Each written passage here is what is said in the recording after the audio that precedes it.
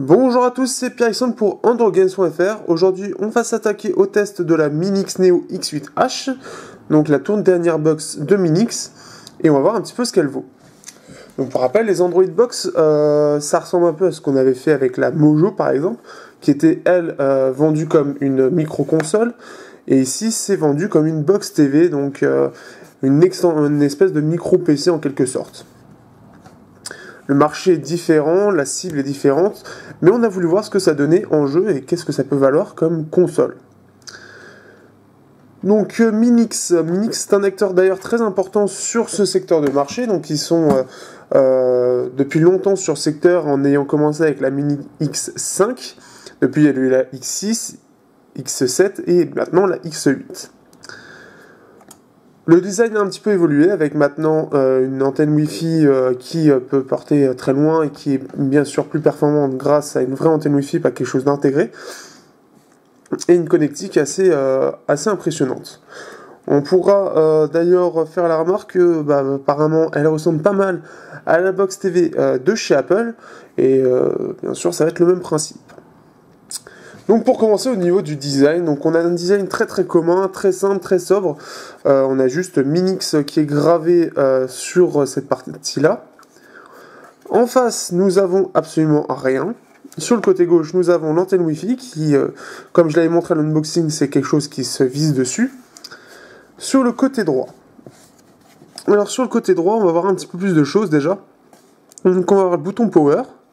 On va voir le port casque et port micro, donc pour ceux qui veulent chatter sur Skype ou sur n'importe quel autre moyen de communication par voix, eh bien vous pourrez brancher un vrai casque PC dessus avec un vrai micro qui va vous permettre d'avoir une connexion, une voix de bonne qualité pour l'autre utilisateur. Vous avez donc aussi un port USB, vous avez un port SD, pas micro SD. Donc ici j'ai mis un adaptateur pour le mien puisque je me suis entouré que de ports micro SD et de micro SD. Nous avons un câble OTG, alors ça va servir pour le PC. Nous avons ici un bouton, donc c'est un peu le même principe que le reset, sauf que là c'est pour activer le recovery et pouvoir flasher les mises à jour en bêta ou d'autres choses pour accéder au recovery. Eh bien ils ont trouvé que ça comme moyen. C'est un peu particulier mais bon. Nous avons aussi donc un port HDMI, avec son câble bien sûr, et donc c'est bien HDMI et pas micro HDMI, comme par exemple pour la Gamepad 2 où donc c'est micro HDMI. Ici nous avons un port audio optique, donc quelque chose que je n'ai jamais utilisé, mais j'imagine bien sûr que ça doit améliorer énormément le son. Nous avons encore deux ports micro USB, un port Ethernet et le port d'alimentation. En dessous, nous avons 4 pointes, 4 pointes en caoutchouc pour adhérer à la surface, très efficace. Nous avons le logo gravé Android, on peut même voir que donc en dessous c'est tout lisse, tout beau. Nous avons donc Minix, que c'est approuvé communauté européenne, c'est China Export, j'ai du mal à voir. Nous avons FCC, donc ça veut dire que ça a été agréé par la fédération de je ne sais plus quoi, en gros la fédération des produits high-tech, qui approuvent en gros les produits officiellement. Le numéro de série, le numéro du modèle avec son truc en dessous, qui veut dire en gros le numéro du modèle, mais version entreprise. Et ROHS compliant, donc à mon avis ça c'est les petites choses comme les ports audio, ports casque, etc. qui doivent être un petit peu particuliers, qui sont fournis par eux. Donc on peut voir que c'est vraiment très sobre. C'est de bonne qualité, je trouve que le design est plutôt pas mal, c'est sobre, c'est efficace, et puis ça fait son petit effet, je trouve, c'est sympa. Et puis comme vous pouvez le voir, c'est tout petit, hein. Quand on compare à mon smartphone, ça donne ça. Donc vous voyez, c'est pas très grand, donc en plus de ça, si vous voulez le transporter chez un ami pour regarder telle chose, ou pour jouer avec vos potes, eh bien c'est vraiment super pratique. Sauf cette petite antenne qui, même si ça peut être très utile pour le Wi-Fi, est un peu grande quand même. D'ailleurs, au niveau des composants internes, alors qu'est-ce qu'on a à l'intérieur? Donc nous avons un processeur un peu particulier, c'est le processeur AM Logic S802. donc, ou M802, ça dépend en fait si c'est sur tablette ou si c'est sur des Box TV. Donc M-Logic, c'est un tout petit acteur qui crée le plus souvent des processeurs en gros où c'est plus la partie graphique qui compte, mais qui n'est pas forcément très très puissante. Donc ce processeur, donc ce système on chip a comme processeur donc un Cortex A9 Révision 4. Donc c'est une version modifiée du Cortex A9 que vous connaissez par exemple sur le Galaxy S3. Ça a été un peu amélioré, il y a des choses qui ont été modifiées pour améliorer un peu sa puissance, son rendement on va dire. Donc ça le permet d'être un petit peu plus puissant que ce que vous pourrez trouver sur un S3. J'ai bien dit un petit peu plus. Vous avez 2 Go de RAM en 1600 MHz, en DDR3 pour ceux qui connaissent bien. Donc 2 Go de RAM en gros, hein, pour ceux qui ne s'y connaissent pas, en gros c'est très bien. Ça va permettre du multitâche sans problème, sans être restreint. Vous avez aussi comme processeur graphique un Mali 400 MP8 officiellement, mais officieusement c'est un MP6. Alors c'est un peu bizarre parce que c'est pas la première fois que M-Logic fausse ses fiches de produits, puisque ils avaient fait la même chose avec leur premier produit, où c'était affiché, ils avaient sorti un dual-core ou quad-core qui était dit A9, et en fait c'était du quad-core A5. Donc Cortex A5, c'est l'architecture, c'est ce qui permet de montrer à quel point ça peut être puissant ou pas, bien sûr. Et là-dessus, entre un 9 et un 5, il y a un très très grand fossé, c'est-à-dire que le A5 est vraiment beaucoup moins puissant. Et malheureusement, sur les jeux, ça peut impacter, ainsi que sur les applications, etc. Et là, en fait, au lieu de sortir que c'est du Mali 450 MP8, ils ont dit que c'était au final, c'est du MP6. Donc ça là-dessus, c'est dommage parce que avec un MP8 ça aurait pu être mieux au niveau des jeux, on aurait pu être un peu plus large, et avec le MP6 on est un petit peu plus limité. Et nous avons donc le Wi-Fi comme vous pouvez le voir, hein, et le Bluetooth 4.0, donc qui va permettre de vous connecter à vos casques, manettes, etc. etc. Donc je pense que là-dessus on a fait le tour. Qu'est-ce qu'on peut en dire là-dessus ? Au niveau du design, je trouve que c'est pas mal. Alors je trouve que l'antenne Wi-Fi est peut-être un petit peu de trop. Après ça fait un petit peu genre c'est super bien, etc. Mais c'est un peu encombrant, on va dire. Le design en lui-même il est sobre, mais moi personnellement je le trouve trop sobre. C'est-à-dire qu'il n'y a pas de réelle identité à part le Minix, il n'y a pas de... Je sais pas, il n'y a pas le petit truc en plus qui pourrait faire que ça le fait bien, quoi. Voilà. Petite chose que j'avais bien aimé, alors ça c'est plus par rapport à la Mojo où il n'y avait pas de bouton power. On a le bouton power ici qui permet de l'éteindre ou de le mettre en veille, ce qui peut permettre d'économiser de l'énergie. Une chose sympa aussi, c'est que par rapport à un vrai PC, pour ceux qui n'ont pas une très très grosse utilisation ou des choses comme ça, ce qui est bien c'est que c'est tout petit et vous pouvez l'emmener dans un petit sac tranquillement, et puis même pour les femmes vous pouvez l'emporter dans votre sac à main, donc c'est super pratique, surtout si vous multipliez les câbles, à part le câble d'alimentation qui doit peut-être se trouver dans le commerce, donc c'est un câble propriétaire, ça aurait été bien que ce soit un câble micro USB, c'est un petit peu dommage. Donc voilà. Au niveau des performances du processeur, ce qui est dommage, c'est que c'est un processeur qui est très très peu répandu malheureusement, ce qui va coincer au niveau des jeux, et ça on le verra au niveau des jeux à ce moment-là, et que niveau performance, ça aurait pu être mieux, qu'on aurait pu avoir quelque chose de mieux, mais bon, on fera avec et on va voir un petit peu ce que ça donne. Je tiens à préciser aussi donc que c'est un produit qui nous a été prêté par Belchine pour justement tester un petit peu ses performances. Bien évidemment, ce n'est pas la seule chose qui est inclue avec la Minix. Alors vous avez cette petite télécommande donc qui est inclue, qui est vendue avec l'appareil. Donc ça va permettre un peu de naviguer avec de loin en fait de votre canapé par exemple pour lancer une application, des choses comme ça. Donc vous pouvez voir qu'il y a le bouton Power ici, vous avez le bouton Home, le bouton Menu contextuel, vous avez les touches de navigation avec la touche OK, les touches Volume plus et moins et le touche Retour. Donc c'est une télécommande très très simple, qui va vraiment au plus simple dans les fonctions, puisqu'on a le minimum vital, et donc ça manque un petit peu fonction, on verra ça au software. Belchine nous a aussi envoyé une télécommande. Alors cette télécommande est en fait pour l'instant inclus dans les packs, en fait c'est offert. Donc elle marche par Bluetooth avec ce dongle donc spécifique qu'il faut brancher à la Minix.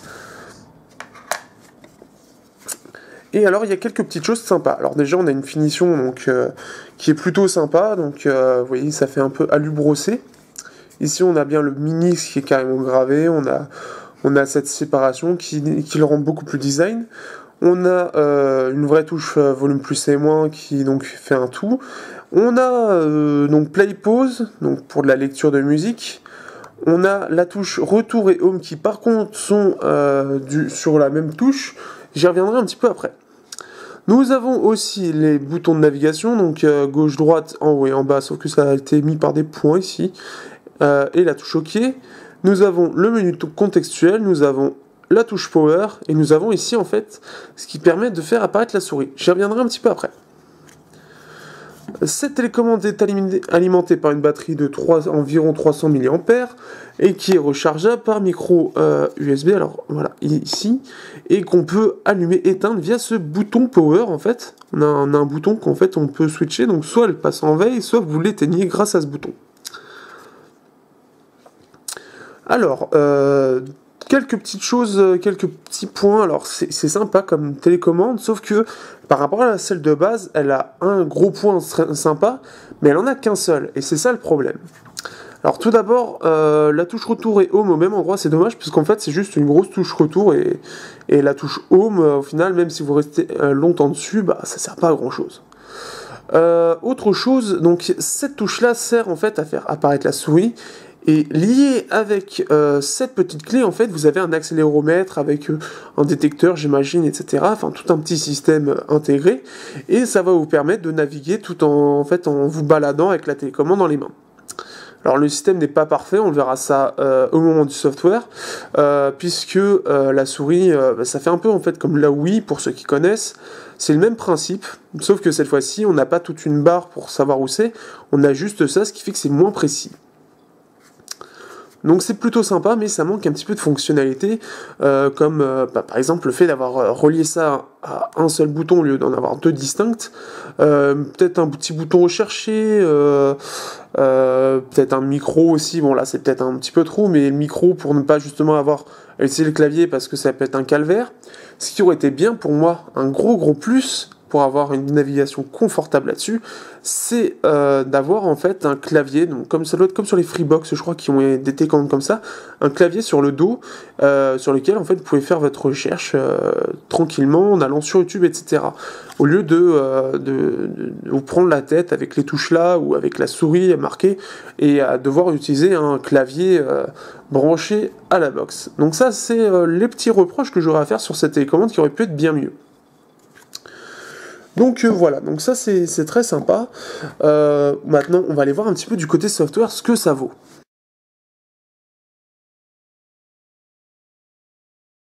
On se retrouve maintenant sur, comme on peut le voir, sur l'interface de la 7 Minix. Donc on est en 4.4 actuellement. Donc on va aller un petit peu plus loin d'ailleurs là-dessus, on va aller dans les paramètres. Donc vous voyez là, je suis avec la fameuse télécommande en question et je suis en train de naviguer. Donc ça c'est vraiment sympa, et vous pouvez voir un petit peu, vous allez vite comprendre le souci. Donc on peut voir que sur les paramètres, ils ont optimisé pour avoir les choses principales affichées à l'écran. On peut voir ici, donc il y a le Wi-Fi dans les networks, display, alors on peut voir aussi bien sûr que c'est en anglais, mais ça reste simple à comprendre. Donc vous pouvez choisir entre le Wi-Fi ou Ethernet, vous pouvez voir d'ailleurs les différents points Wi-Fi. Donc vous pouvez même choisir l'autodétection HDMI, ou alors si vous l'enlevez, non, je vais enlever, vous pouvez choisir ce que vous voulez dans les résolutions. Donc ça c'est plutôt sympa. On peut choisir de cacher la barre d'état, donc tout ce qui est notification, etc. La position de l'écran, si on met un économiseur d'écran, etc. Donc là, on était dans l'écran. Maintenant, on va aller dans Advanced. Alors là, on a Miracast. Donc Miracast, ça permet quoi? Ça permet en gros d'afficher l'écran, par exemple, de son téléphone sur l'écran avec, en fait, en partage Android.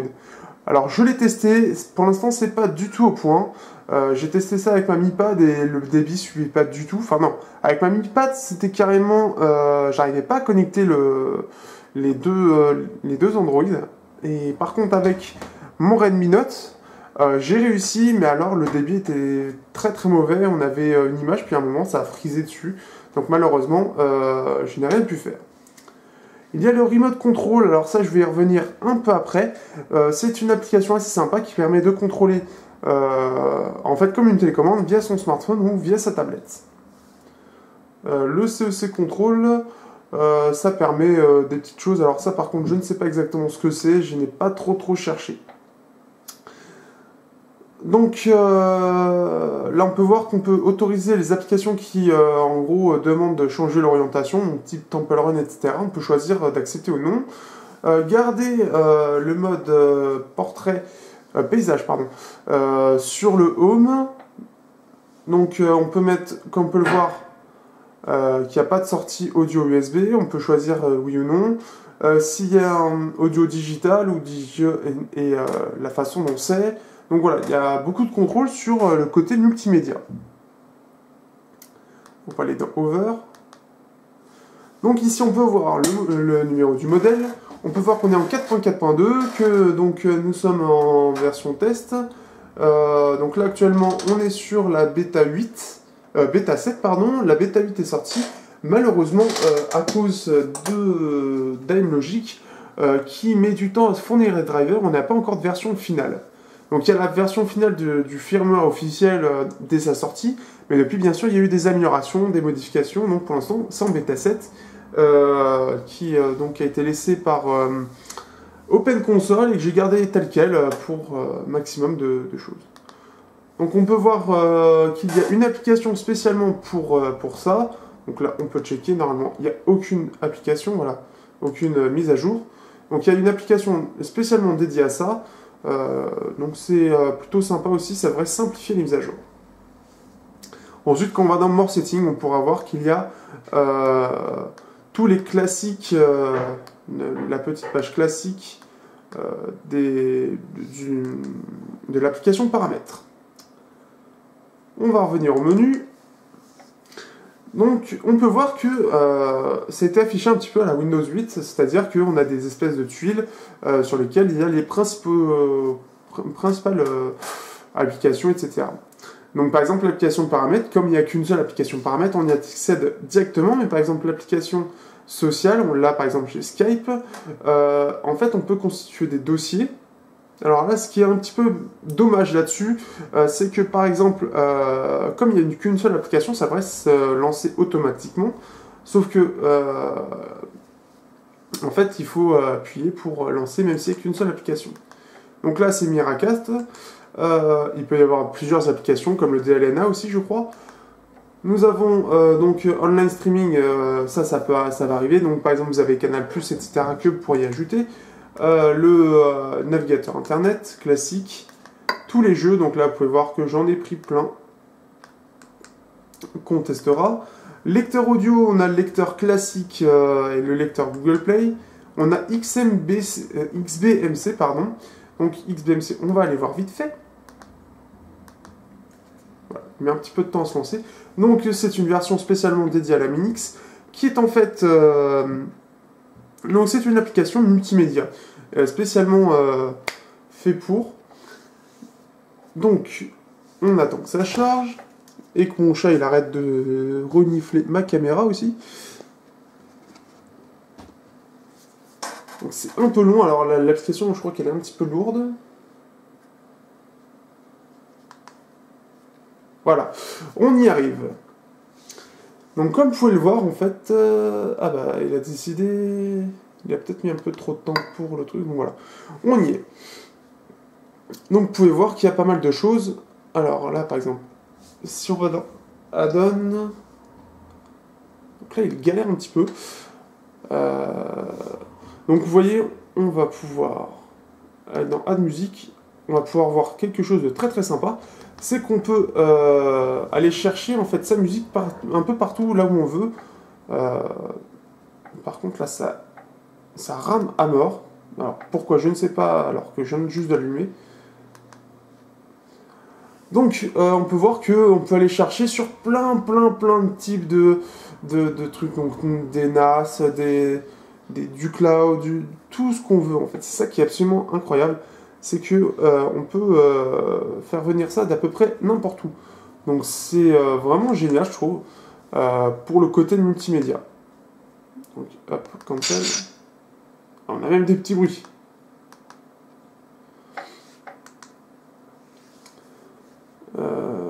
Donc maintenant, j'aimerais bien qu'il revienne en arrière. Il galère pas mal, j'ai l'impression. Alors, à voir si c'est l'application qui est très lourde ou pas optimisée, ou aussi c'est parce que c'est une bêta. Donc malheureusement, je fais au plus vite. Oui, il galère un petit peu. Donc vous voyez, j'arrive à peu près à naviguer avec cette télécommande.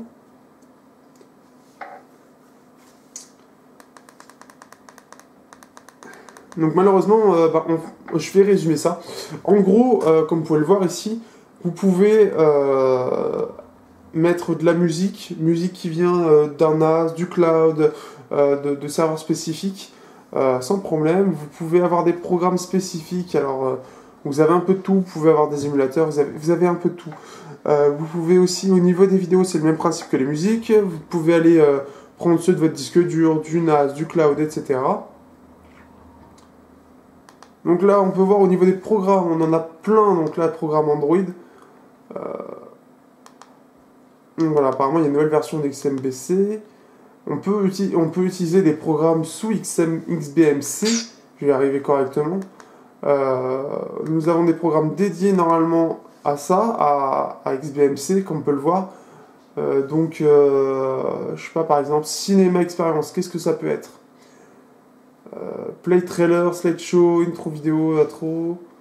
Donc en gros, c'est faire tourner des petites choses. Je sais pas exactement ce qu'il y a, mais apparemment ça a l'air d'être très orienté multimédia, bien sûr. Donc là, un petit mode avancé pour le réveil en ligne de sa Minix, j'imagine. Voilà, vous avez pas mal de choses. Alors après, est-ce qu'on peut aller par là? Donc vous avez même bien sûr les images. Donc voilà, on va sortir un peu de XMBC qui est un petit peu lourd. Qui galère un peu, on va sortir comme ça. Donc vous pouvez voir aussi que la barre des softkeys, il y a une barre des softkeys qui s'enlève bien sûr quand on est en jeu ou certaines applications. Donc qui est assez complète. Donc on peut faire des screenshots. Magique. On a les boutons retour, home et multitâche. On a les boutons volume plus et moins, qu'on a aussi ici bien sûr. Le bouton power, ça peut nous permettre de choisir de le mettre en veille ou alors de l'éteindre carrément. Et on peut choisir de la masquer. Donc pour la faire revenir, alors c'est pas ce qu'il y a de plus pratique, c'est ça qui est dommage, c'est que Android est vraiment pensé pour le tactile. Et pour l'instant, je connais pas d'acteurs qui soient vraiment investis pour faire une interface qui soit dédiée à ça. Donc par exemple ici, j'ai fait avec la souris pour simuler le slide vers le haut.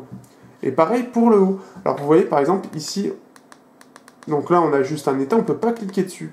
Pour sortir la barre de notification, et pour sortir par exemple la barre pour sortir le tiroir des toggles, donc qui permet entre autres d'activer le Wi-Fi, le Bluetooth, etc., il faut faire un slide aussi comme si on était au tactile. Et ça, de base, par exemple, avec cette télécommande-là, ce n'est pas possible. Donc vous pouvez bien sûr télécharger. Vous pouvez acheter une souris ou la brancher ou prendre celle de votre PC pour qu'il y ait une meilleure ergonomie, bien sûr. Ou avoir cette petite télécommande qui permet un petit peu d'avoir ce côté tactile. Mais il n'empêche que, pour l'instant, une réelle optimisation d'une interface qui soit accessible pour absolument tout, que ce soit pour activer des toggles ou pour avoir accès aux notifications, comme quoi il faut faire aussi exactement la même chose, parce que c'est vraiment, ça n'a pas été pensé pour, bien sûr, à la base, et ben c'est quelque chose qui manque réellement. Donc c'est les mêmes tares qu'il y a sur la Mojo. Alors après, vous avez quand même cette interface qui permet d'avoir quelque chose d'un peu plus, comment dire, pensé TV, mais ça reste le fait que ce soit en dossier comme ça, hein, ça fait un peu plus classique. Je trouve que ça va pas avec l'interface, et ça qui est un petit peu dommage. On n'a pas quelque chose de pratique en dessous de cette interface. L'interface en elle-même est jolie, elle représente bien Minix avec ce vert, ce gris, avec ces nuances de gris, mais c'est vraiment pas encore au point. Même pour ça, ouais, File Explorer, bah voilà. D'ailleurs, justement, si on veut ajouter une application, donc là on peut voir à toutes les applications. Et on peut voir, donc il y a pas mal de petites choses, et on peut voir après tout ce que j'ai téléchargé. Pour ajouter, il faut passer donc, par ce petit plus là et aller chercher l'application qu'on veut. Et même pour ça, malheureusement, ça n'a pas été super bien pensé. Parce que même si on peut naviguer alors, via cette télécommande, il faut faire ça, il faut appuyer longtemps par exemple, appuyer et puis confirmer. Mais c'est pas une interface qui est pratique pour de la télé par télécommande. Ça aurait pu être bien mieux pensé. Donc maintenant, on peut aller regarder, justement qu'est-ce qu'il y a comme application. Donc on a tous les classiques, on a Media Center qui permet d'aller chercher en DLNA ou en AirPlay ou toute autre chose du contenu en fait pour l'ajouter à votre Minix. Donc à mon avis, ce que je n'ai pas, ça doit être sympa avec un NAS qui permet justement d'avoir quelque chose de sympa pour côté contenu. Petite chose sympa, c'est qu'il y a un lecteur 4K. Donc après, il faut avoir la télé pour. Moi, je ne l'ai pas, bien sûr, je n'ai pas l'argent pour. Mais pour ceux qui ont un lecteur 4K et qui veulent une petite box télé, ils pourront lire du contenu. Donc moi, je n'en ai pas, malheureusement. Pour lire du contenu dédié pour. Donc ça, c'est vraiment sympa. Même si c'est une petite chose toute simple, c'est quelque chose qui est à prendre en compte. Vous avez aussi AirDroid et AirPin Pro qui est installé. Donc AirPin, pareil. Donc c'est vraiment toujours pour du multimédia d'aller chercher telle chose. Par contre, ça commence à être un petit peu redondant avec XPMC, avec des petites choses comme ça. Ça fait un peu redondant. On a ES Explorer, Beach Buggy Blitz qui a dû être laissé par mon collègue, j'imagine. MX Player, donc un excellent player qui est mis dedans. On a Netflix qui devrait pas tarder à arriver en France d'ailleurs, qui va vous permettre de streamer beaucoup de petites choses, toutes les séries, etc. que vous aimez bien. Ensuite, voilà, c'est tout ce qu'il y a moi. Donc voilà, on a pas mal de petites choses. Après, ça marche plus ou moins bien. Par exemple, Miracast, que vous pouvez malheureusement pas y penser. Mais il y a pas mal de bonnes petites choses, même le fait de pouvoir mettre... on a même Quick Office, comme vous pouvez le voir. Quick Office qui, bien sûr, permet de créer, modifier des documents et tout ça en cloud avec votre compte Google Drive. Donc c'est vraiment... Voilà, il y a plein de petites idées qui sont vraiment sympas. Pour la télécommande, j'ai essayé de vous montrer quelque chose. Pour l'instant, j'ai réussi. Donc là, vous voyez, ma télécommande est à peu près là. Donc si je vais un petit peu vers la droite, on va aller jusqu'à là, et que je reviens, vous voyez que ça s'est déplacé. On va le mettre sur le coin ici. On va aller sur la droite, et on va revenir. Et ça va se déplacer un peu, en fait, au fur et à mesure que vous allez vous amuser en fait, à naviguer, il va se créer un petit décalage. Et ce petit décalage va s'accentuer. Au final, en fait, il va falloir faire tout plein de trucs comme ça pour que ça revienne à peu près comme vous le voulez. Donc voilà. Petite chose aussi supplémentaire qui n'est pas forcément utile, mais ils ont inclus un task killer qui marche tout simplement comme ça. Donc voilà, ça permet de réguler un peu la RAM. C'est pas super utile, mais c'est une petite chose comme ça. Donc maintenant, on a fait le tour du software. Alors au niveau du software, donc bien sûr on a App Market, on a Google Play Store. Ce qui est dommage d'ailleurs, c'est par exemple ça devrait être automatique, un petit peu comme le Task Killer qui devrait être automatique. Donc l'interface en elle-même, elle est pas mal, mais elle manque clairement, et c'est le souci d'à peu près toutes les interfaces justement des box TV, c'est qu'elles sont pas ergonomiques, à part si on a une souris et un clavier. Sinon, c'est pas fait pour être utilisé avec une télécommande ou juste avec du contenu TV et une utilisation pas très très poussée. C'est ça qui est vraiment dommage. Alors après, j'espère que des acteurs ou même Google va améliorer l'interface pour les TV parce qu'il y a vraiment moyen d'avoir quelque chose de sympa. Donc on se retrouve maintenant sur donc le menu paramètres pour finir. Et donc je voulais revenir là-dessus, c'était le Remote Control. Le Remote Control, en fait, je vais vous le faire découvrir maintenant. C'est une application qui a développé Minix, qui malheureusement n'est pas montrée directement, c'est-à-dire qu'il faut être un petit peu curieux. J'ai découvert ça quand j'étais faire un tour sur le site de Minix, justement. Donc pour pallier au problème de justement de télécommande pas vraiment très ergonomique, où il manque par exemple des choses, etc. Eh bien Minix a sorti quelque chose de plutôt sympa. Donc pour cela, il faut avoir un Android et équipé. Donc vous allez chercher sur le site de Minix l'application et donc vous avez l'application Remote IME. Alors l'application est simple, vous avez une petite adresse IP ici. Je vais le montrer sur un iPad, j'expliquerai pourquoi après. Donc, au départ, en fait, vous devez entrer en fait votre le numéro, l'adresse IP qui correspond donc à la Minix en question. Et en fait, vous allez pouvoir ensuite accéder à tout un panel de commandes. Donc, comme ici, vous pouvez voir donc toutes les touches de navigation. Donc par exemple, si je veux revenir au menu, ça va réagir tout de suite. Donc ça met un petit peu de temps vu que ça passe par la box. Et on peut voir donc que, bon là ici ça ne marchera pas, mais par exemple, je peux contrôler le volume tout simplement.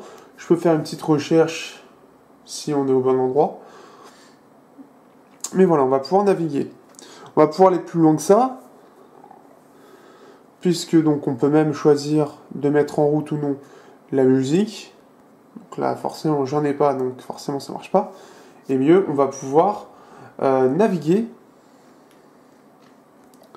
Donc là par exemple vous voyez la souris, donc là ça fait souris Windows. Alors voilà, je vous la montre ici, vous la voyez dans le carré gris de Miracast. Et pendant ce temps là en fait je peux naviguer tranquillement. Pour changer de mode, alors j'essaie de m'adapter par rapport à la caméra. Vous appuyez dessus, par exemple ici, alors le mieux que je vais faire, c'est que je vais vous montrer ça sur le navigateur.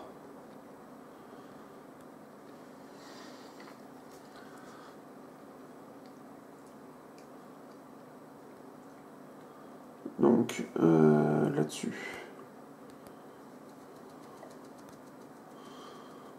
Par exemple, voilà. On a un exemple concret. Donc ici. S'il veut bien. Donc là, par exemple, vous voyez, donc, je suis sur le site et je peux naviguer tranquillement. Donc je choisis où je veux aller, ça répond très bien en plus. Sans problème. Si je veux ensuite naviguer à la souris, je peux. Si par exemple je veux entrer quelque chose, un texte, vous voyez à droite, je choisis. Et en fait en bas, donc vous avez tout ce que vous voulez. Donc télécommande pour tout ce qui est multimédia. Ici, vous avez tout ce qui est souris avec les différents modes. Donc, la souris, ici, c'est pour, en gros, scroller. Et ici, c'est pour naviguer, comme ce que je fais là. Dès que vous avez du texte à entrer, eh bien, en fait, vous avez un clavier. Donc, malheureusement, en QWERTY. Et donc, qui est pas vraiment hyper adapté. C'est le souci. Donc, on peut le voir, le clavier ici. Donc, là, on va pouvoir marquer... Alors, ça affiche même en haut à droite le texte. Donc ça, c'est vachement bien. Bon, il faut être équipé d'un Android avec un grand écran, à mon avis, Full HD. Ça a été optimisé pour, puisque comme vous pouvez le voir, par exemple, le clavier n'est pas vraiment très adapté. Alors par contre, il faut un Android, je pense que c'est une tablette, je ne sais pas exactement ce qu'ils ont fait. Mais pour comprendre, donc vous avez vu les menus sur la Mi Pad, maintenant voici les menus sur un smartphone de 5.5 pouces avec un écran de 1280 x 720 pixels. Et vous pouvez voir que là déjà, bon, encore à la limite ça passe, mais on peut voir que les touches, vous pouvez voir que c'est un peu bizarre par rapport à ce qui est censé être affiché normalement comme vous avez vu tout à l'heure. Vous voyez, c'est un peu superposé, c'est un peu bizarre. Et à la limite, il n'y a que ici où ça va être assez, ça va bien se comporter. Mais voici le clavier. Et encore là, j'ai encore une version différente du clavier que j'avais au départ, parce que là, au départ, en fait, je voyais pas grand-chose. De ce côté-là, j'avais pas Enter et Shift. Et là, j'ai tout, donc à la limite, ça peut passer. Mais c'est un peu particulier, on sent que ça n'a pas été super bien optimisé. Regardez le bouton, le mode paramètres qui est un petit peu dégueulasse. Donc ça va être le souci. Mais voilà, au moins c'est une alternative qui est proposée, qui est plutôt sympa, qui aurait pu être optimisée.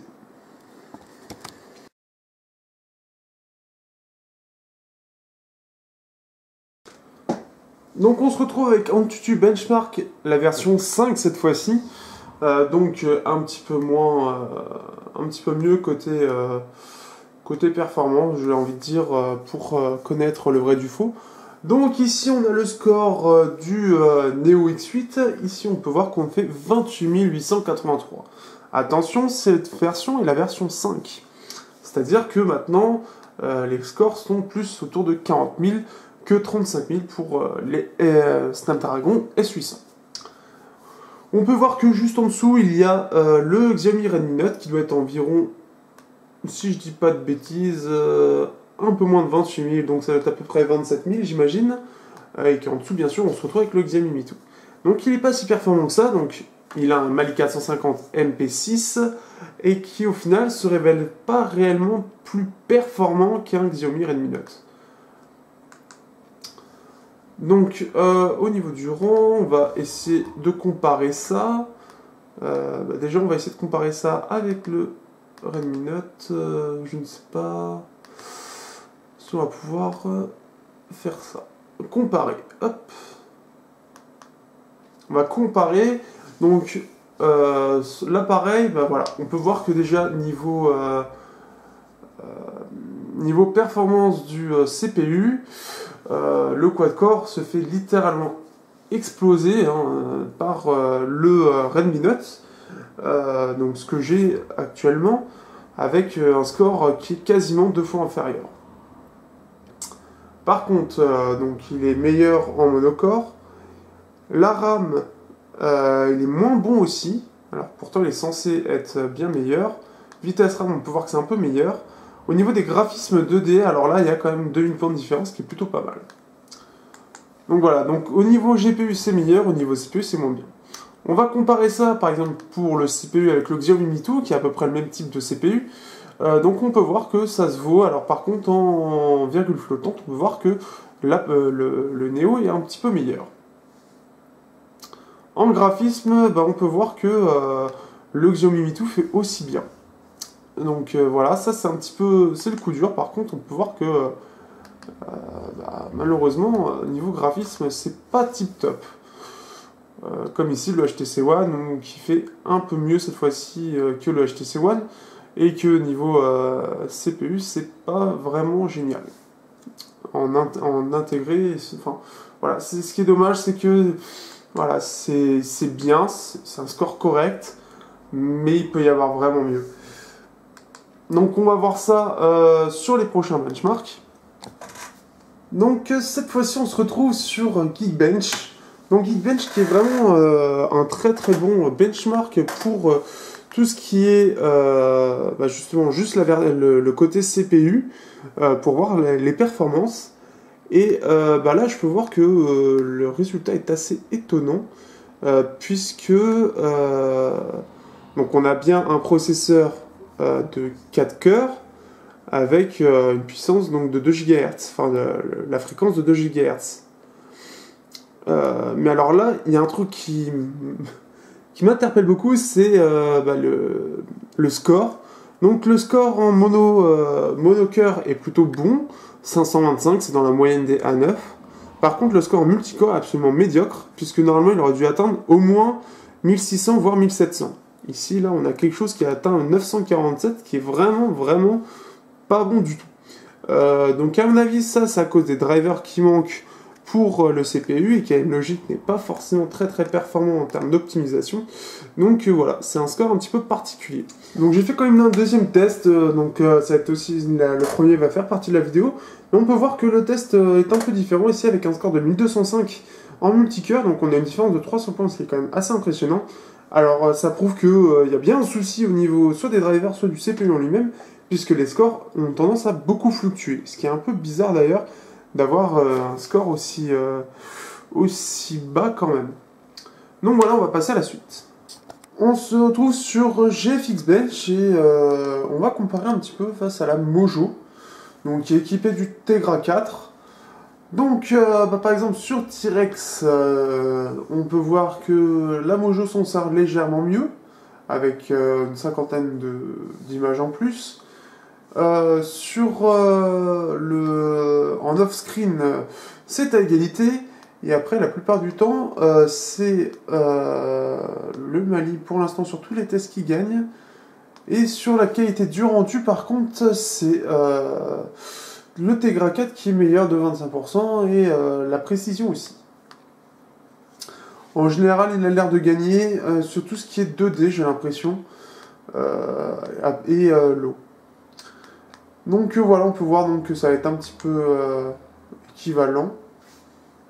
On va comparer vite fait à Tegra K1, donc avec la Xiaomi Mi Pad, et on peut voir donc un petit peu que là au niveau de l'écart ça se creuse énormément.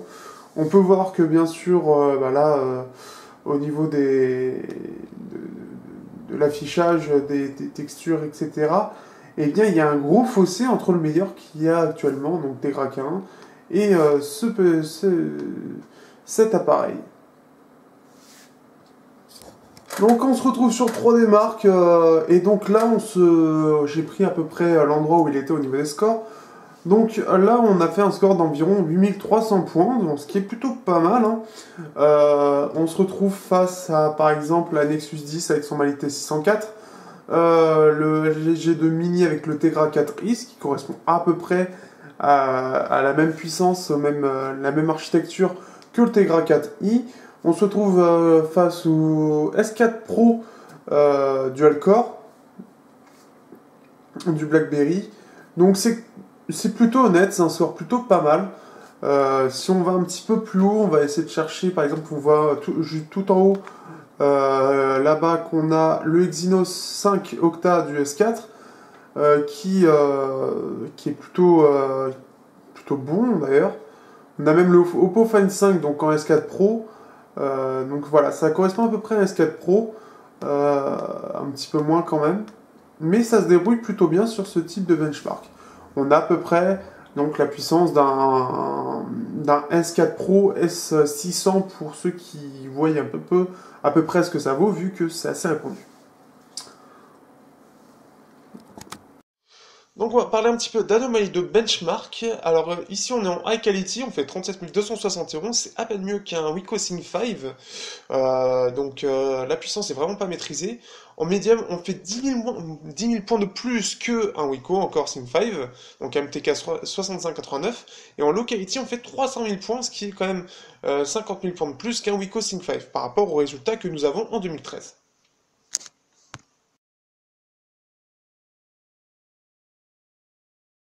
Donc on va parler des jeux. Alors premier souci à dire, gros souci, c'est que donc pendant la capture, alors déjà qu'il y avait déjà ce souci-là, mais pendant la capture, ça s'est fait aussi tout le long des tests.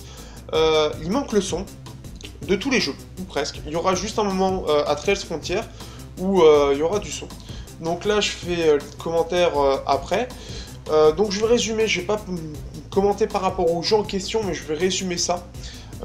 Sur plusieurs jeux en fait. Donc j'ai testé plusieurs jeux, donc j'ai testé Asphalt 8 comme vous pouvez voir, GT Racing 2, Dead Trigger 2, j'ai essayé XCOM, j'ai essayé Blood Bowl, j'ai essayé un tas d'autres jeux et j'ai eu beaucoup de problèmes en fait sur chaque jeu. Comme on peut le voir par exemple pour Asphalt 8, déjà on a ce souci donc au menu où en fait on n'a pas de... Les voitures de base sont pas affichées derrière alors qu'à la place on a une espèce de quadrillage blanc et noir. Au niveau des graphismes aussi, on peut voir que c'est à peu près joli, sauf qu'on peut voir très vite la limitation juste en face de vous, avec cette espèce de flou sur lequel joue le moteur de Gameloft.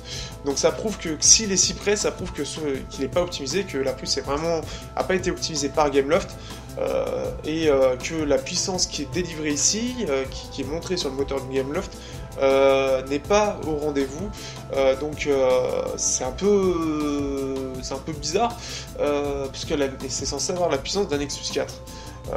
Donc ça, c'est sur ce genre de truc qu'on peut voir que ça suit pas forcément, et que ça n'a pas été optimisé. Néanmoins, là, ici, c'est jouable, c'est pas ce qu'il y a de plus moche, mais voilà. On va avoir un autre souci juste après sur Dead Trigger 2, où, par exemple, pour pouvoir lancer le jeu, j'ai dû passer par le clavier en tapant sur Entrée, puisque il ne prenait pas en compte, puisque il n'y a aucune zone tactile, il ne prend pas en compte les clics à la souris. C'est quelque chose qui avait été déjà remarqué sur la Mojo, et qu'on retrouve encore ici. Donc ici, vous voyez, j'ai essayé tant bien que mal avec la souris, etc. Et j'arrivais pas à cliquer. Vous voyez, là, je m'énerve sur ma manette actuellement, je pouvais pas lancer. Et au final, je suis passé par le clavier. Après, on peut jouer correctement, mais il faut quand même brancher un clavier pour pouvoir entrer. Parce que, en fait, la souris n'est pas vue comme un doigt, en fait. La souris est vue comme une souris, et je ne sais pas pourquoi, dans certains jeux, donc c'est pareil pour Shadowgun d'ailleurs, Shadowgun Dead Zone, vous ne pourrez pas jouer à Shadowgun Dead Zone pour les mêmes raisons, puisqu'il ne prend pas en compte, donc il n'y a pas de zone de, justement on peut sélectionner, il ne prend pas en compte la souris, pour lui ce n'est pas quelque chose de tactile, donc ça c'est un peu dommage. Sur Dead Trigger 2, alors on pourra voir aussi justement là qu'au niveau des graphismes, on sent aussi que la puce n'est pas optimisée au niveau des drivers, etc. Puisque ça rame pas mal, ça rame autant qu'un Rockchip 3188, qu'une Arcos Gamepad 2 en 1080p quand je le mettais sur ma TV. Donc c'est un peu bizarre aussi parce que c'est pas censé pouvoir laguer à ce point-là. Donc on peut voir que ça rame un peu, que c'est pas forcément super beau. Voilà, c'est plein de petits trucs comme ça. Quand je vois après par rapport à ma tablette Tegra 1, on voit une sacrée différence. C'est surtout que c'est pas agréable niveau expérience utilisateur que ça rame autant. Et là par contre c'est l'optimisation des drivers qui joue, puisque normalement Dead Trigger tourne normalement à peu près sur tous les supports. Donc une petite déception en plus quand j'ai joué, j'ai pas trouvé ça super agréable. J'ai essayé aussi de lancer par exemple XCOM, ou alors je me suis dit que ça devait passer, et en fait j'ai juste un écran blanc. Donc c'est plein de petites choses comme ça, il y a trop de problèmes en fait, je trouve qu'il y a beaucoup de problèmes au niveau des jeux. On a des soucis d'optimisation au niveau du jeu en lui-même. On a il y a tout plein de trucs en fait. Donc ça c'est vraiment dommage. Même par exemple le prochain jeu qui va arriver juste là dans quelques secondes, donc c'est Meltdown qui est un petit jeu, hein. C'est pas un gros jeu du tout comme vous pouvez le voir, hein. C'est un jeu qui pèse 100 MO, et par exemple c'est pas forcément très très fluide, et là on est qu'en médium, c'est-à-dire qu'on a plusieurs stats graphiques sur ce jeu, et on n'est même pas au maximum. Et si on est au maximum, là par contre il y a trop de soucis, ça devenait vraiment pas agréable à jouer, donc j'ai préféré revenir en médium. Mais je trouve que c'est pas normal de pouvoir laguer sur ce type de jeu avec une toute petite... Enfin, c'est pas un gros jeu quoi, donc c'est un peu bizarre. Qu'est-ce que j'ai pu tester d'autre? J'ai pu tester plein d'autres choses, donc voilà, c'est une déception là-dessus. Je m'attendais à vraiment mieux, je me suis dit que la puce pourrait vraiment être pas mal, parce que c'est censé quand même être meilleur que par exemple mon Redmi Note, qui fait mieux tourner tous ces jeux-là, alors qu'il a un processeur qui est quand même beaucoup plus particulier que celui-là. Donc pourquoi ça rame?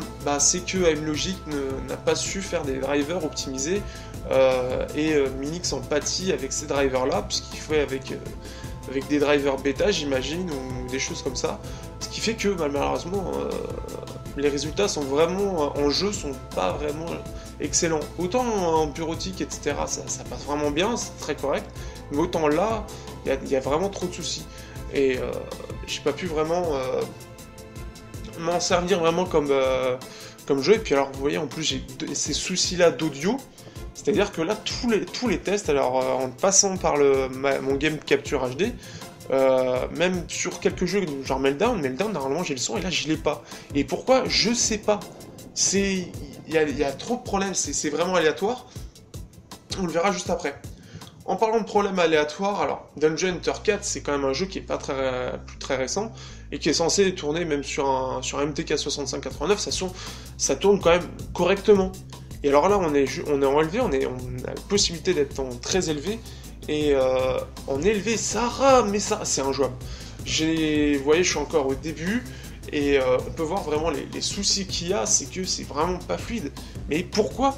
Encore une fois, c'est un jeu qui date, quoi. C'est un jeu qui est censé tourner sans problème. Et non, ça rame, c'est pas fluide du tout. C'est pas agréable à jouer du tout.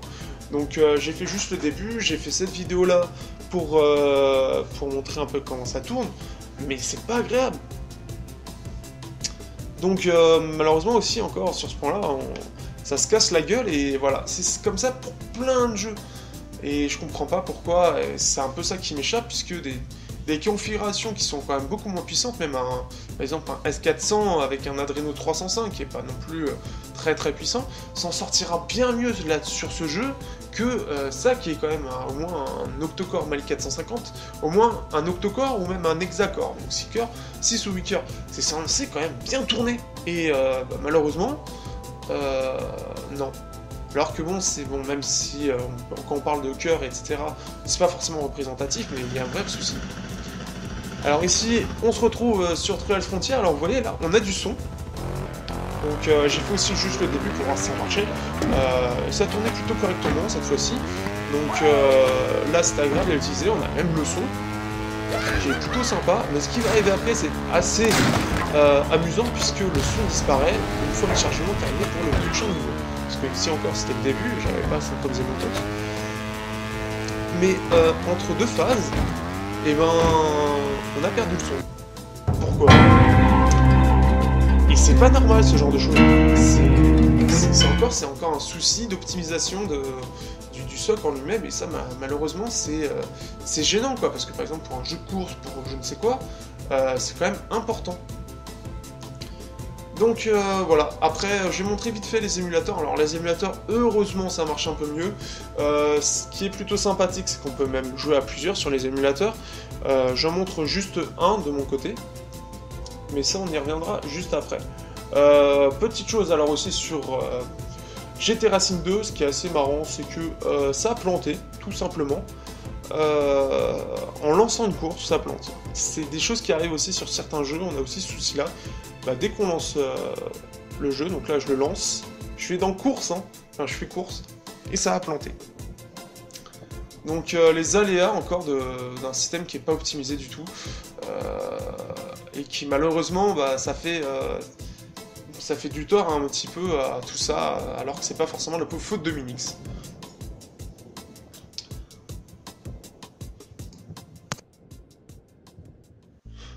Il y a quand même une bonne nouvelle, c'est que les émulateurs tournent plutôt bien.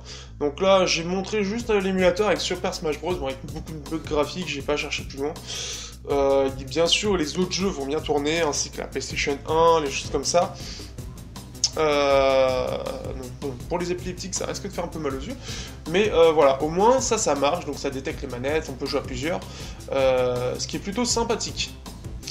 On va dire, on va pouvoir, pour les gamers, les rétro gamers, ils pourront être contents avec les émulateurs, qui pourront ravir tous les rétro gamers et tous ceux qui sont fans de multimédia, puisque ici ça remplira parfaitement son rôle. Encore heureux d'ailleurs. Seul souci, ce sera sur la PSP, on aura quelques ralentissements sur les gros jeux qui pourront passer sur d'autres supports un peu plus performants. Mais normalement, vous ne devrez pas avoir de soucis. Donc voilà, et ici normalement on a aussi le son. Alors là je crois qu'à la capture il n'y avait pas le son non plus, donc voilà, des petits bugs comme ça. Mais j'ai pas eu de soucis par contre dans les émulateurs, sur le peu que j'ai fait j'ai pas eu de soucis de son, donc normalement il ne devrait pas y avoir de soucis de son sur vos émulateurs.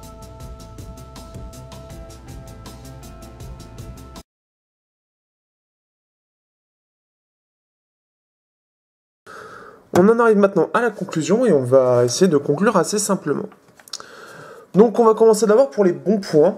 Alors les bons points, c'est un espèce de design plutôt sobre, plutôt sympathique, avec une connectique aussi qui est très complète, avec un port micro ou un port optique audio, ce qui sont des bons points.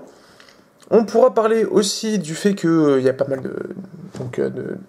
de ports USB, qu'il y a une télécommande inclus aussi, qu'il y a une télécommande supplémentaire avec cet accéléromètre inclus qui permet donc de naviguer de façon assez confortable, malgré quelques petits défauts dessus. On a une interface qui est plutôt sympathique à l'œil, donc quand on démarre la console, qui permet d'aller aux choses principales, même s'il y a toujours des choses qui sont à retravailler. On a un prix de vente qui est plutôt correct, à 140 €. On a une petite box TV qui peut quand même avoir des performances plutôt correctes, puisqu'on va pouvoir aller sur tout ce qui est réseau social, tout ce qui est traitement de texte, tout ce qui va être vidéo, puisqu'on a même ce logiciel XBMC qui est inclus, donc ça permet d'être une vraie box multimédia, comme elle est vendue. Et ça va être à peu près ses principaux avantages. Donc c'est un petit peu la même chose que sur la Mojo. On va voir ces mêmes petites choses. Dans les défauts, on va retrouver vraiment la plupart des défauts qu'on peut trouver sur ce type de boîtier encore. Alors tout d'abord, on a un suivi un petit peu spécifique. Alors c'est pas de la faute de Minix, c'est de la faute du constructeur, enfin du fondeur de la puce AM Logic, qui est très très loin à donner les drivers, ce qui fait qu'on a un suivi qui normalement devrait être bon. Minix suit vraiment ses box, mais est ralenti à cause d'AM Logic, ce qui devrait être réglé puisque Minix devrait ensuite s'affranchir de ces petits constructeurs tels que Rockchip ou AM Logic qui ont ce type de soucis là. On a une interface qui n'est pas encore vraiment optimisée. Donc ça, c'est vraiment le souci, puisque, comme on l'avait vu au moment du software, on a cette interface qui, comment dire, il manque des choses, comme par exemple accéder à la barre de notification ou accéder au toggle. Des choses qui sont qui devraient être même, on va dire, quelque chose de facilement accessible. Qu'est-ce qu'on peut avoir d'autre comme souci? Donc les performances en jeu aussi qui sont malheureusement pas terribles, qui est quand même rattrapé par les performances sur émulateur qui restent très correctes. Donc ça c'est un petit peu dommage puisque la puce pourtant est censée pouvoir faire tourner la plupart des jeux, mais malheureusement à cause des drivers qui manquent et que ce type de système, les AM Logic sont peu répandus, on n'a pas les performances qu'on devrait avoir. Donc ça c'est vraiment dommage. Qu'est-ce qu'il peut y avoir d'autre comme gros soucis sur cette box? Après on a les principaux, c'est-à-dire qu'en jeu, donc ce qui nous intéresse vraiment, c'est ça le problème. Il y aurait aussi ce boîtier, alors ce boîtier alors il est peu encombrant, ce qui est vraiment bien, mais il manque un petit peu de personnalité. C'est trop sobre, trop neutre. On a juste Minix qui montre un petit peu d'où ça vient, mais sinon sans ça on peut pas se dire que ça vient de là. C'est un boîtier très très neutre, voire trop, c'est à dire que de face on aura juste un boîtier noir, c'est tout quoi. Donc ça c'est un petit peu dommage puisque pour moi tout type d'objet est censé avoir un petit peu de personnalité, c'est censé un petit peu ressortir la personnalité du constructeur, d'avoir cette petite touche un petit peu particulière qu'on n'a pas ici. Donc c'est un petit peu dommage. Donc c'est un petit défaut, mais pour moi c'est quelque chose qui reste quand même important, d'avoir la personnalité du constructeur. Donc c'est des petites choses comme ça. Donc voilà, donc pour tous ceux qui voulaient vraiment jouer à Modern Combat 5, etc., et malheureusement à cause de tous les problèmes qu'il peut y avoir, donc les crashs, les incompatibilités, les écrans blancs, les écrans noirs, etc., vous ne pourrez pas vraiment profiter comme une micro-console, comme par exemple la Mojo, et voilà, c'est même petit défaut, c'est-à-dire que par exemple, même si la télécommande n'est pas assez complète, il faut quand même un clavier-souris pour vraiment pouvoir naviguer correctement, et ce genre de petites choses. Donc voilà, donc ce sera plus une box pour vraiment le multimédia, voire le social, ou même le traitement de texte, de la bureautique donc, et de l'émulation à la limite. L'émulation, là-dessus au moins ça peut être sympa. Mais malheureusement, donc comme vous avez vu, et encore il y a des choses que j'ai pas pu vous montrer, c'est que au niveau des jeux, malheureusement c'est pas génial quoi. Je m'attendais quand même à une meilleure compatibilité, au final j'étais un petit peu déçu. Donc voilà, c'était le test de la Mini Neo X8H. Complet. Cette box multimédia nous a été prêtée par Belchine justement pour voir ce qu'elle valait dans les jeux. Et donc voilà. Et donc je rappelle le prix qui est chez Belchine qui est de 140 euros. Donc le rapport qualité-prix est pas trop mal tant que vous voulez pas jouer à des jeux gamers tels que Modern Combat, etc. Donc à bientôt sur androgames.fr. Vous avez aussi AirDroid et AirPin Pro qui est installé. Donc AirPin. Pareil, donc c'est vraiment toujours pour du multimédia d'aller chercher telle chose. Par contre, ça commence à être un petit peu redondant avec XPMC, avec des petites choses comme ça. Ça fait un peu redondant. On a ES Explorer, Beach Buggy Blitz qui a dû être laissé par mon collègue, j'imagine. MX Player, donc un excellent player qui est mis dedans. On a Netflix qui devrait pas tarder à arriver en France d'ailleurs, qui va vous permettre de streamer beaucoup de petites choses, toutes les séries, etc. que vous aimez bien. Ensuite, voilà, c'est tout ce qu'il y a moi. Donc voilà, on a pas mal de petites choses. Après, ça marche plus ou moins bien. Par exemple, Miracast, vous pouvez malheureusement pas y penser. Mais il y a pas mal de bonnes petites choses, même le fait de pouvoir mettre... on a même Quick Office, comme vous pouvez le voir. Quick Office qui, bien sûr, permet de créer, modifier des documents et tout ça en cloud avec votre compte Google Drive. Donc c'est vraiment, voilà, il y a plein de petites idées qui sont vraiment sympas. Pour la télécommande, j'ai essayé de vous montrer quelque chose. Pour l'instant, j'ai réussi. Donc là, vous voyez, ma télécommande est à peu près là. Donc si je vais un petit peu vers la droite, on va aller jusqu'à là, et que je reviens, vous voyez que ça s'est déplacé. On va le mettre sur le coin ici. On va aller sur la droite, et on va revenir. Et ça va se déplacer un peu, en fait, au fur et à mesure que vous allez vous amuser en fait à naviguer, il va se créer un petit décalage. Et ce petit décalage va s'accentuer. Au final, en fait, il va falloir faire tout plein de trucs comme ça pour que ça revienne à peu près comme vous le voulez. Donc voilà. Petite chose aussi supplémentaire qui n'est pas forcément utile, mais ils ont inclus un task killer qui marche tout simplement comme ça. Donc voilà, ça permet de réguler un peu la RAM. C'est pas super utile, mais c'est une petite chose comme ça. Donc maintenant, on a fait le tour du software. Alors au niveau du software, donc bien sûr on a App Market, on a Google Play Store. Ce qui est dommage d'ailleurs, c'est par exemple ça devrait être automatique, un petit peu comme le Task Killer qui doit être automatique. Donc l'interface en elle-même, elle est pas mal, mais elle manque clairement, et c'est le souci d'à peu près toutes les interfaces justement des box TV, c'est qu'elles sont pas ergonomiques, à part si on a une souris et un clavier. Sinon, c'est pas fait pour être utilisé avec une télécommande ou juste avec du contenu TV et une utilisation pas très poussée. C'est ça qui est vraiment dommage. Alors après, j'espère que des acteurs ou même Google va améliorer l'interface pour les TV parce qu'il y a vraiment moyen d'avoir quelque chose de sympa. Donc, on se retrouve maintenant sur le menu paramètres pour finir. Et donc, je voulais revenir là-dessus, c'était le Remote Control. Le Remote Control, en fait, je vais vous le faire découvrir maintenant. C'est une application qu'a développé Minix, qui malheureusement n'est pas montrée directement, c'est-à-dire qu'il faut être un petit peu curieux. J'ai découvert ça quand j'étais faire un tour sur le site de Minix, justement. Donc pour pallier au problème de télécommande pas vraiment très ergonomique, où il manque par exemple des choses, etc. Eh bien, Minix a sorti quelque chose de plutôt sympa. Donc pour cela, il faut avoir un Android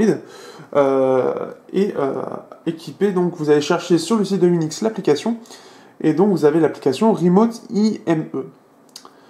Alors l'application est simple, vous avez une petite adresse IP ici. Je vais le montrer sur un iPad, j'expliquerai pourquoi après. Donc, au départ, en fait, vous devez entrer en fait le numéro, l'adresse IP qui correspond donc à la Minix en question, et en fait, vous allez pouvoir ensuite accéder à tout un panel de commandes. Donc, comme ici, vous pouvez voir donc toutes les touches de navigation. Donc par exemple, si je veux revenir au menu, ça va réagir tout de suite. Donc ça met un petit peu de temps vu que ça passe par la box. Et on peut voir donc que, bon là ici ça ne marchera pas, mais par exemple, je peux contrôler le volume tout simplement, je peux faire une petite recherche si on est au bon endroit. Mais voilà, on va pouvoir naviguer. On va pouvoir aller plus loin que ça, puisque donc on peut même choisir de mettre en route ou non la musique. Donc là, forcément, j'en ai pas, donc forcément, ça marche pas. Et mieux, on va pouvoir naviguer. Donc là, par exemple, vous voyez la souris. Donc là, ça fait souris Windows. Alors, voilà, je vous la montre ici. Vous la voyez dans le carré gris de Miracast. Et pendant ce temps-là, en fait, je peux naviguer tranquillement. Pour changer de mode, alors j'essaie de m'adapter par rapport à la caméra. Vous appuyez dessus, par exemple, ici. Alors, le mieux que je vais faire, c'est que je vais vous montrer ça sur le navigateur.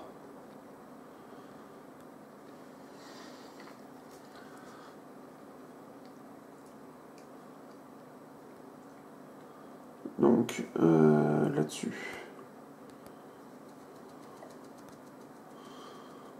Par exemple, voilà.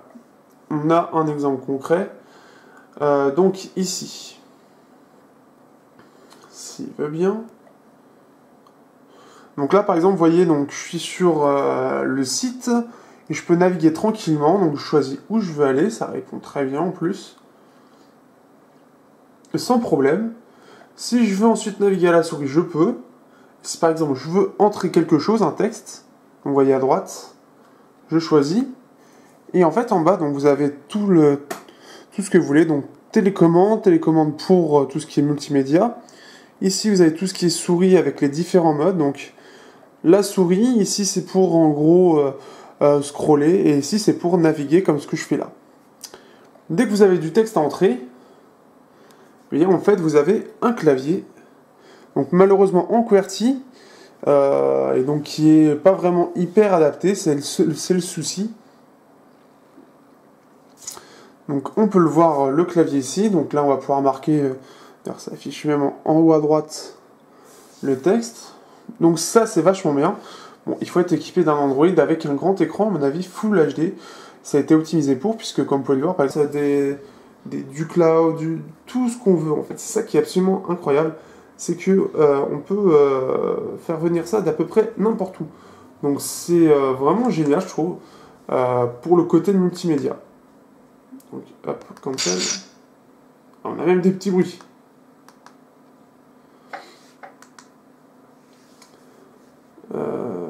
Donc maintenant, j'aimerais bien qu'il revienne en arrière. Il galère pas mal, j'ai l'impression.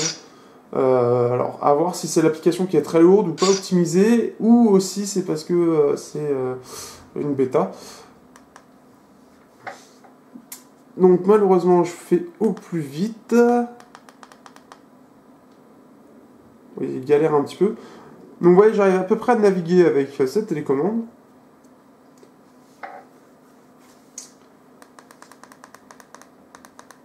Donc malheureusement, je vais résumer ça.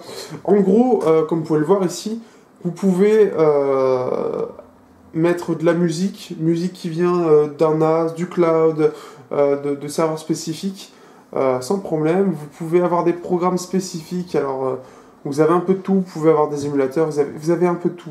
Vous pouvez aussi, au niveau des vidéos, c'est le même principe que les musiques, vous pouvez aller prendre ceux de votre disque dur, du NAS, du cloud, etc.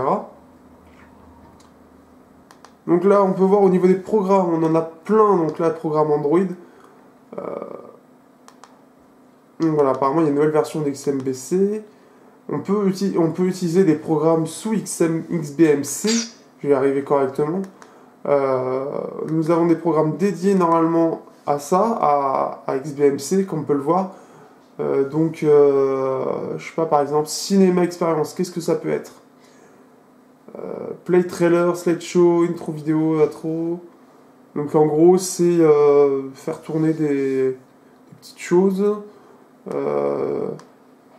sais pas exactement ce qu'il y a, mais apparemment ça a l'air d'être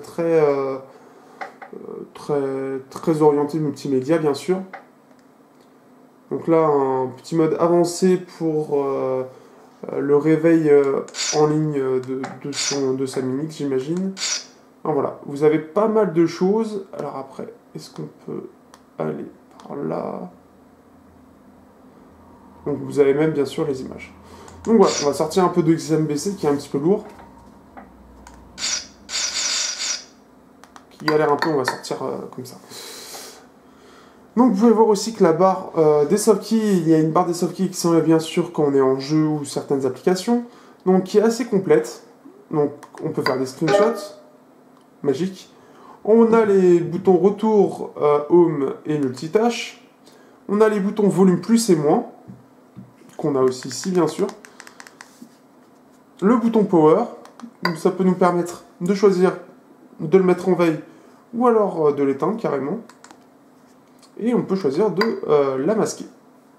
Donc pour la faire revenir, alors c'est pas ce qu'il y a de plus pratique, c'est ça qui est dommage, c'est que Android est vraiment pensé pour le tactile. Et pour l'instant, je connais pas d'acteurs qui soient vraiment investis pour faire une interface qui soit dédiée à ça. Donc par exemple ici, j'ai fait avec la souris pour simuler le slide vers le haut. Et pareil pour le haut. Alors vous voyez par exemple ici, donc là on a juste un état, on ne peut pas cliquer dessus. Pour sortir la barre de notification, et pour sortir par exemple la barre pour sortir le tiroir des toggles, donc qui permet entre autres d'activer le Wi-Fi, le Bluetooth, etc., il faut faire un slide aussi comme si on était au tactile. Et ça, de base, par exemple, avec cette télécommande-là, ce n'est pas possible. Donc vous pouvez bien sûr télécharger. Vous pouvez acheter une souris ou la brancher ou prendre celle de votre PC pour qu'il y ait une meilleure ergonomie, bien sûr. Ou avoir cette petite télécommande qui permet un petit peu d'avoir ce côté tactile. Mais il n'empêche que, pour l'instant, une réelle optimisation d'une interface qui soit accessible pour absolument tout, que ce soit pour activer des toggles ou pour avoir accès aux notifications, comme quoi il faut faire aussi exactement la même chose, parce que c'est vraiment, ça n'a pas été pensé pour, bien sûr, à la base, et ben c'est quelque chose qui manque réellement. Donc c'est les mêmes tares qu'il y a sur la Mojo. Alors après, vous avez quand même cette interface qui permet d'avoir quelque chose d'un peu plus, comment dire, pensé TV, mais ça reste le fait que ce soit en dossier comme ça, hein, ça fait un peu plus classique. Je trouve que ça va pas avec l'interface, et ça qui est un petit peu dommage. On n'a pas quelque chose de pratique en dessous de cette interface. L'interface en elle-même est jolie, elle représente bien Minix avec ce vert, ce gris, avec ces nuances de gris, mais c'est vraiment pas encore au point. Même pour ça, ouais, File Explorer, bah voilà. D'ailleurs, justement, si on veut ajouter une application, donc là on peut voir à toutes les applications. Et on peut voir, donc il y a pas mal de petites choses, et on peut voir après tout ce que j'ai téléchargé. Pour ajouter, il faut passer donc, par ce petit plus là et aller chercher l'application qu'on veut. Et même pour ça, malheureusement, ça n'a pas été super bien pensé. Parce que même si on peut naviguer alors, via cette télécommande, il faut faire ça, il faut appuyer longtemps par exemple, appuyer et puis confirmer. Mais c'est pas une interface qui est pratique pour de la télé par télécommande. Ça aurait pu être bien mieux pensé. Donc maintenant, on peut aller regarder justement qu'est-ce qu'il y a comme application. Donc on a tous les classiques, on a Media Center qui permet d'aller chercher en DLNA, en AirPlay ou toute autre chose du contenu en fait pour l'ajouter à votre Minix. Donc à mon avis, ce que je n'ai pas, ça doit être sympa avec un NAS qui permet justement d'avoir quelque chose de sympa pour côté contenu. Petite chose sympa, c'est qu'il y a un lecteur 4K. Donc après, il faut avoir la télé pour. Moi, je ne l'ai pas, bien sûr, je n'ai pas l'argent pour. Mais pour ceux qui ont un lecteur 4K et qui veulent une petite box télé, mais pour lire du contenu, donc moi je n'en ai pas malheureusement, pour lire du contenu dédié pour. Donc ça, c'est vraiment sympa. Même si c'est une petite chose toute simple, c'est quelque chose qui est à prendre en compte. Donc voilà, donc ça c'est très sympa. Maintenant, on va aller voir un petit peu du côté software ce que ça vaut.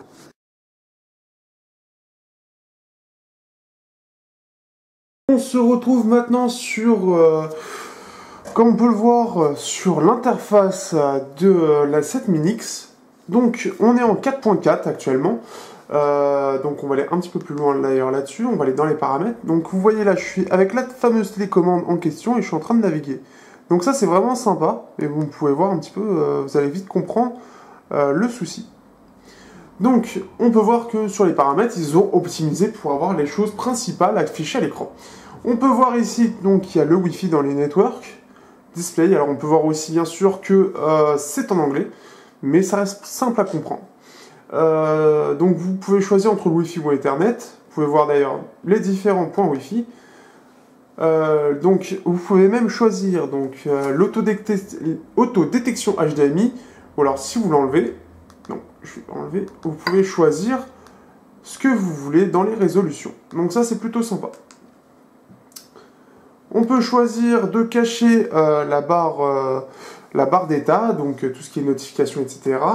La position de l'écran, si on met un économiseur d'écran, etc. Donc là on était dans écran, maintenant on va aller dans Advanced. Alors là on a Miracast. Donc Miracast, ça permet quoi?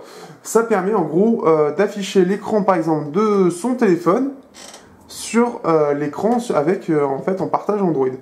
Alors je l'ai testé, pour l'instant c'est pas du tout au point. J'ai testé ça avec ma Mi Pad et le débit suivait pas du tout. Enfin non, avec ma Mi Pad c'était carrément, j'arrivais pas à connecter les deux Android. Et par contre avec mon Redmi Note, j'ai réussi, mais alors le débit était très très mauvais. On avait une image, puis à un moment ça a frisé dessus. Donc malheureusement, je n'ai rien pu faire. Il y a le Remote Control, alors ça je vais y revenir un peu après. C'est une application assez sympa qui permet de contrôler en fait comme une télécommande via son smartphone ou via sa tablette. Le CEC Control, ça permet des petites choses. Alors ça par contre je ne sais pas exactement ce que c'est, je n'ai pas trop cherché.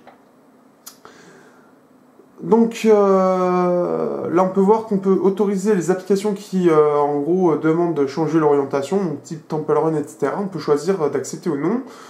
Garder le mode paysage sur le Home. Donc on peut mettre, comme on peut le voir, qu'il n'y a pas de sortie audio USB. On peut choisir oui ou non. S'il y a un audio digital ou et la façon dont c'est.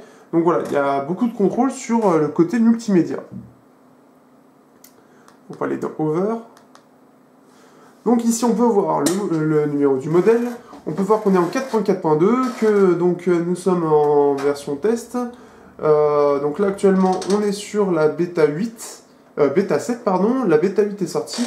Malheureusement à cause d'AMLogic qui met du temps à se fournir les drivers, on n'a pas encore de version finale. Donc il y a la version finale du firmware officiel dès sa sortie, mais depuis bien sûr il y a eu des améliorations, des modifications, donc pour l'instant c'est en bêta 7, qui donc a été laissé par Open Console et que j'ai gardé tel quel pour maximum de choses. Donc on peut voir qu'il y a une application spécialement pour ça, donc là on peut checker, normalement il n'y a aucune application, voilà, aucune mise à jour. Donc il y a une application spécialement dédiée à ça. Donc c'est plutôt sympa aussi, ça devrait simplifier les mises à jour. Ensuite, quand on va dans More Settings, on pourra voir qu'il y a tous les classiques, la petite page classique de l'application paramètres. On va revenir au menu. Donc on peut voir que c'était affiché un petit peu à la Windows 8, c'est-à-dire qu'on a des espèces de tuiles sur lesquelles il y a les principales applications, etc. Donc par exemple l'application paramètres, comme il n'y a qu'une seule application paramètres, on y accède directement, mais par exemple l'application sociale, on l'a par exemple chez Skype, en fait on peut constituer des dossiers. Alors là, ce qui est un petit peu dommage là-dessus, c'est que par exemple, comme il n'y a qu'une seule application, ça devrait se lancer automatiquement. Sauf que, en fait, il faut appuyer pour lancer, même s'il n'y a qu'une seule application. Donc là, c'est Miracast. Il peut y avoir plusieurs applications, comme le DLNA aussi, je crois. Nous avons donc online streaming, ça va arriver. Donc par exemple, vous avez Canal+, etc. que vous pourriez ajouter. Le navigateur internet classique, tous les jeux, donc là vous pouvez voir que j'en ai pris plein qu'on testera. Lecteur audio, on a le lecteur classique et le lecteur Google Play. On a XBMC, pardon. Donc XBMC, on va aller voir vite fait. Voilà, il met un petit peu de temps à se lancer. Donc c'est une version spécialement dédiée à la Minix, qui est en fait... donc c'est une application multimédia, spécialement fait pour. Donc, on attend que ça charge, et que mon chat il arrête de renifler ma caméra aussi. Donc c'est un peu long, alors l'application je crois qu'elle est un petit peu lourde. Voilà, on y arrive. Donc comme vous pouvez le voir en fait, ah bah il a décidé, il a peut-être mis un peu trop de temps pour le truc, donc voilà, on y est. Donc vous pouvez voir qu'il y a pas mal de choses. Alors là par exemple, si on va dans Add-on, donc là il galère un petit peu. Donc vous voyez, on va pouvoir, dans Add Music, on va pouvoir voir quelque chose de très très sympa. C'est qu'on peut aller chercher en fait sa musique un peu partout là où on veut. Par contre là ça rame à mort.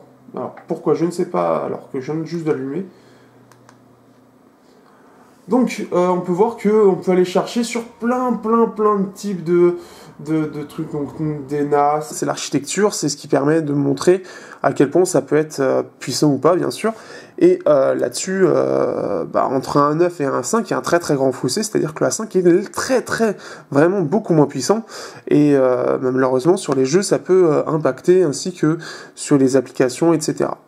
Et là, en fait, au lieu de sortir que c'est du Mali 450 MP8, ils ont dit que c'était du... au final, c'est du MP6. Donc ça, là-dessus, c'est dommage, parce que avec un MP8, ça aurait pu être mieux au niveau des jeux, on aurait pu être un peu plus large, et avec le MP6, on est un petit peu plus limité. Et nous avons donc le Wi-Fi, comme vous pouvez le voir, et le Bluetooth 4.0, donc qui va permettre de vous connecter à vos casques, manettes, etc.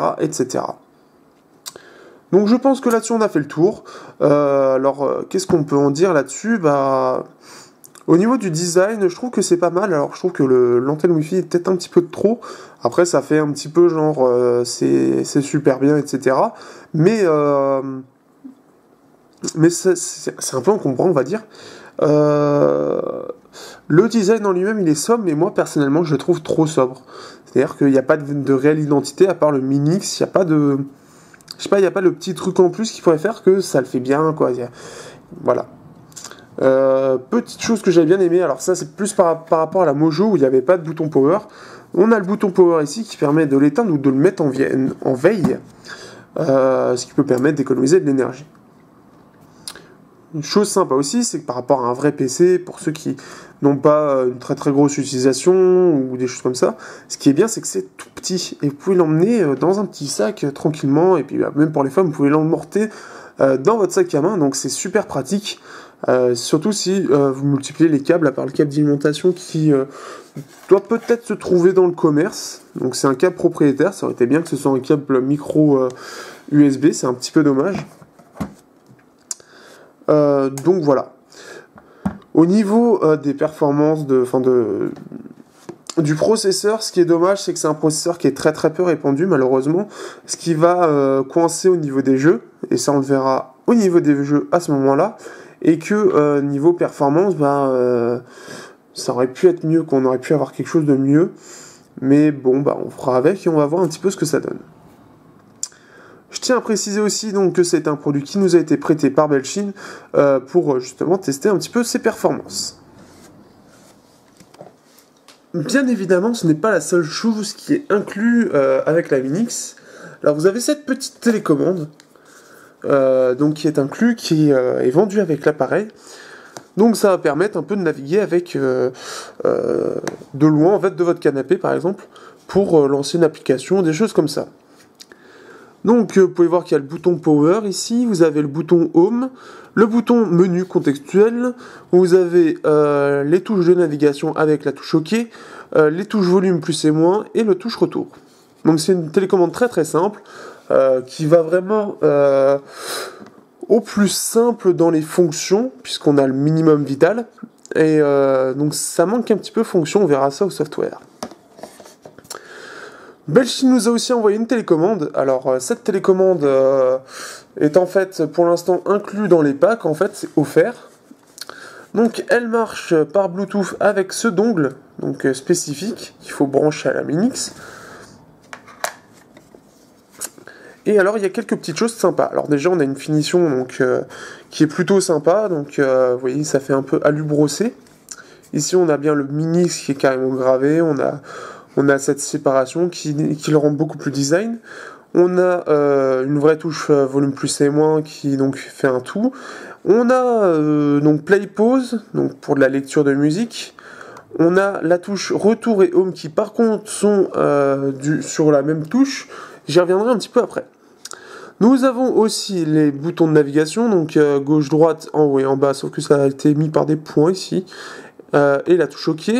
Nous avons le menu contextuel, nous avons la touche power, et nous avons ici en fait ce qui permet de faire apparaître la souris. J'y reviendrai un petit peu après. Cette télécommande est alimentée par une batterie de environ 300 mAh et qui est rechargeable par micro USB, alors voilà, ici, et qu'on peut allumer éteindre via ce bouton power en fait. On a un bouton qu'en fait on peut switcher, donc soit elle passe en veille, soit vous l'éteignez grâce à ce bouton. Alors, quelques petites choses, quelques petits points. Alors, c'est sympa comme télécommande, sauf que par rapport à celle de base, elle a un gros point sympa, mais elle en a qu'un seul, et c'est ça le problème. Alors, tout d'abord, la touche retour et home au même endroit, c'est dommage, puisqu'en fait, c'est juste une grosse touche retour, et la touche home, au final, même si vous restez longtemps dessus, bah, ça sert pas à grand chose. Autre chose, donc cette touche-là sert en fait à faire apparaître la souris. Et lié avec cette petite clé, en fait, vous avez un accéléromètre avec un détecteur, j'imagine, etc. Enfin, tout un petit système intégré. Et ça va vous permettre de naviguer tout en fait, en vous baladant avec la télécommande dans les mains. Alors, le système n'est pas parfait, on verra ça au moment du software, puisque la souris, ça fait un peu en fait comme la Wii, pour ceux qui connaissent. C'est le même principe, sauf que cette fois-ci, on n'a pas toute une barre pour savoir où c'est, on a juste ça, ce qui fait que c'est moins précis. Donc c'est plutôt sympa, mais ça manque un petit peu de fonctionnalité, comme par exemple le fait d'avoir relié ça à un seul bouton au lieu d'en avoir deux distincts. Peut-être un petit bouton recherché, peut-être un micro aussi. Bon là c'est peut-être un petit peu trop, mais le micro pour ne pas justement avoir à utiliser le clavier parce que ça peut être un calvaire. Ce qui aurait été bien pour moi, un gros plus, pour avoir une navigation confortable là-dessus, c'est d'avoir en fait un clavier, donc comme ça doit être comme sur les Freebox, je crois, qui ont des télécommandes comme ça, un clavier sur le dos, sur lequel en fait vous pouvez faire votre recherche tranquillement en allant sur YouTube, etc. Au lieu de vous prendre la tête avec les touches là ou avec la souris marquée et à devoir utiliser un clavier branché à la box. Donc ça c'est les petits reproches que j'aurais à faire sur cette télécommande qui aurait pu être bien mieux.